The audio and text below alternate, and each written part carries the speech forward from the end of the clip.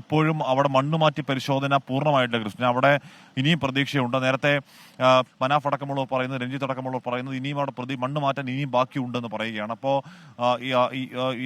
ഈ റഡാർ ഉപയോഗിച്ചുകൊണ്ട് കൂടുതൽ പരിശോധന, അവിടെ മണ്ണ് കിടക്കുന്ന ഭാഗങ്ങൾ കൂടുതൽ പരിശോധന നടത്തേണ്ടതുണ്ട്. എന്നിട്ട് മാത്രമേ നമുക്ക് ഗംഗാവാലിയിലേക്ക് പൂർണ്ണമായി അവിടെ കോൺസെൻട്രേറ്റ് ഫോക്കസ് ചെയ്യാൻ സാധിക്കുകയുള്ളൂ. എന്നാലും പുഴയിൽ ഈ സമയം സമാന്തരമായി തന്നെ ചില ഡൈവർ സംഘം ഒക്കെ അവിടെ പരിശോധന നടത്തുന്നുണ്ട്. പൂർണ്ണാർത്ഥത്തിൽ നടത്തുന്നില്ലെങ്കിൽ കൂടിയും ഇതിനോടകം തന്നെ ഗംഗാവാലി പുഴയിലും പരിശോധന നടക്കുന്നുണ്ട്. പക്ഷേ ഞാൻ നേരത്തെ പറയുന്ന പോലെ ഈ പുഴയുടെ ആഴത്തിൽ വലിയ തോതിൽ കുത്തൊഴുക്കാണ്. ഡൈവർമാർ ഒരിടത്ത് ഏതെങ്കിലും ഒരു ടാർഗറ്റ് ലക്ഷ്യമാക്കി ഡൈവ് ചെയ്യുകയും പക്ഷേ താഴെ എത്തുമ്പോഴേക്കും പുഴയുടെ റിവർ ബെഡിൽ അങ്ങ് ദൂരെ ഒരു 20 മീറ്ററൊക്കെ മാറിയാണ് അവർക്ക് ലാൻഡ് ചെയ്യാൻ കഴിയുന്നത്. അങ്ങനെയൊക്കെയുള്ള വലിയ പ്രതിസന്ധി അവിടെ ഉണ്ട്. അത് മാത്രമല്ല ഈ പുഴ ഇങ്ങനെ കരക്കൻ കുത്തി ഒഴുകുന്നത് കാരണം ഒട്ടുമേ വിസിബിലിറ്റി ഇല്ലാത്ത പ്രതിസന്ധിയൊക്കെ ഉണ്ട്. നമ്മൾ അതിനെപ്പറ്റി ഇപ്പോൾ അധികം സംസാരിക്കാത്തതിന് കാരണം നമ്മുടെ ഇപ്പോഴത്തെ പ്രതീക്ഷ ആ മണ്ണിന് അടിയിൽ തന്നെ വാഹനം ഉണ്ടാകും എന്നുള്ളത് തന്നെയാണ്. കാര്യം ഈ പുഴ നമ്മളെ പേടിപ്പിക്കുന്ന രീതിയിൽ അങ്ങനെ വിശാലമായി പരന്ന് വെള്ളം നിറഞ്ഞ് ഭീകരമാവണ്ണം ഒഴുകുകയാണ്. അതിലേക്ക് ആ ലോറിയൊക്കെ പോയിട്ടുണ്ടെങ്കിൽ അത് വലിയ സങ്കടമാണ്. അപ്പോൾ എന്തായാലും നമുക്ക് കണ്ടെത്താൻ കഴിയുന്ന ഈ മണ്ണിനടിയിൽ തന്നെ ഉണ്ടാകുമെന്ന പ്രതീക്ഷയിൽ തന്നെ നമ്മൾ നിൽക്കുകയാണ്. അപ്പോൾ അത് ആ പ്രതീക്ഷയ്ക്കാക്കം കൂട്ടുന്നതാണ് സിഗ്നൽ. പക്ഷേ ആ സിഗ്നൽ കണ്ടെത്താൻ കഴിയാത്ത ഇരിക്കുമ്പോൾ റഡാർ ഉപയോഗിച്ചുകൊണ്ട് കൂടുതൽ സ്ഥലങ്ങളിലേക്ക് പരിശോധന നടത്തും. നേരത്തെ എം കെ രാഘവനും AK അഷ്റഫ് MLA, ഇവിടുത്തെ കാർവാർ MLA അടക്കമുള്ളവർ കണ്ടിരുന്നു. അവർ പറയുന്നത് അവിടെ കൂടുതൽ സാങ്കേതിക സംവിധാനം അങ്ങോട്ടേക്ക് എത്തിക്കുക എന്നുള്ളതാണ്.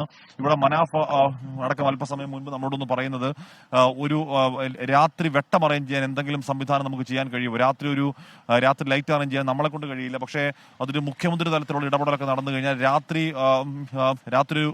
രാത്രി വെളിച്ചം അറേഞ്ച് ചെയ്യാൻ കിട്ടിക്കഴിഞ്ഞാൽ രാത്രി ഇവിടെ പരിശോധന നടത്താൻ മലയാളി സംഘം തയ്യാറാണ് എന്ന് പറഞ്ഞ് 25 അംഗ മലയാളി സംഘത്തിന് അവിടെ നിൽക്കാൻ അവിടെ പരിശോധന നടത്താൻ അനുവാദം കിട്ടിയിട്ടുണ്ട്.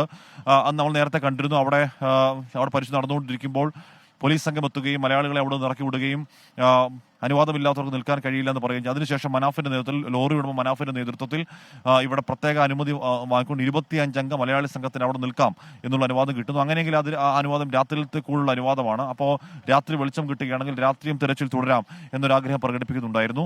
മാത്രമല്ല കൂടുതൽ JCBകൾ 7 JCB മാത്രമാണ് നിലവിൽ ഇപ്പോൾ അവിടെ ഉള്ളത് എന്നാണ് മനസ്സിലാക്കാൻ കഴിയുന്നത്. ആ മണ്ണിന്റെ ഒരുപാടാണ്. ആ മണ്ണിനിടയിൽ 7 JCBകൾ കൊണ്ട് കാര്യമായ പണി നടക്കുന്നില്ല എന്നുള്ളത്, അല്ല കാര്യമായ കാര്യക്ഷമതയോടുള്ള പണി നടക്കുന്നില്ല എന്ന പരാതി മനാഫിനും സംഘത്തിനുമുണ്ട്. JCBകളും വാഹനങ്ങളുമായി നാട്ടിൽ നടക്കം ആളിങ്ങോട്ട് വരാൻ തയ്യാറാണ്. അതിന് പക്ഷേ മുഖ്യമന്ത്രി തലത്തിലൊക്കെ ഇടപെടൽ ഉണ്ടാവണം, അനുവാദമൊക്കെ മേടിക്കിട്ടാൻ എന്നിങ്ങനെ മനാഫ് നിസ്സഹായമായി പറയുന്നുണ്ടായിരുന്നു.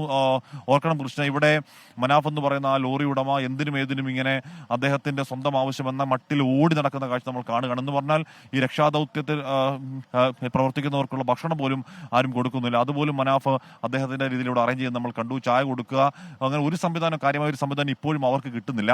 അപ്പോൾ എന്തെങ്കിലും ഒരു സഹായം കിട്ടിക്കഴിഞ്ഞാൽ ഉപകാരമായിരിക്കുകയോ ആയിരുന്നു രക്ഷാപ്രവർത്തനത്തിന്റെ അവസാന ഘട്ടത്തിൽ എന്ന് മനാഫ് നമ്മളോട് പറയുന്നുണ്ടായിരുന്നു. എന്തായാലും ആ സിഗ്നൽ, ഇതൊക്കെ ഈ പറയുന്ന പോരായ്മകൾക്കൊക്കെ ഇടയിലും ഈ പറയുന്ന പോലീസിന്റെ അറഗൻസിനൊക്കെ ഇടയിലും ആ സിഗ്നൽ കിട്ടിയത് വലിയ പ്രതീക്ഷ ഉണ്ടായിരുന്നു ക്രിസ്റ്റീന. പക്ഷേ ആ സിഗ്നൽ അതൊരു വാഹനത്തിന്റെ സിഗ്നൽ അല്ല. കൂടുതൽ സ്ഥലങ്ങളിലേക്ക് റഡാർ പരിശോധനയ്ക്ക് ശേഷം മാത്രമേ ആ മണ്ണിനടിയിൽ ഇനിയും വാഹനമുണ്ടോ എന്ന കാര്യത്തിൽ സ്ഥിരീകരണം നടത്താൻ കഴിയൂ. അതല്ല, ഇനി ആ മണ്ണിനടിയിൽ വാഹനം പരമാവധി പരിശോധിച്ചിട്ടും വാഹനവും അർജുനും ഇല്ല എന്നുണ്ടെങ്കിൽ പിന്നീട് അത് ഗംഗാവാലി പുഴയിലേക്ക് തന്നെയാണ് പരിശോധന നീളുക. അത് പക്ഷേ ഇതിനേക്കാൾ കൂടുതൽ അതിന്റെ 10 മടങ്ങ് അതിസങ്കീർണമാകും.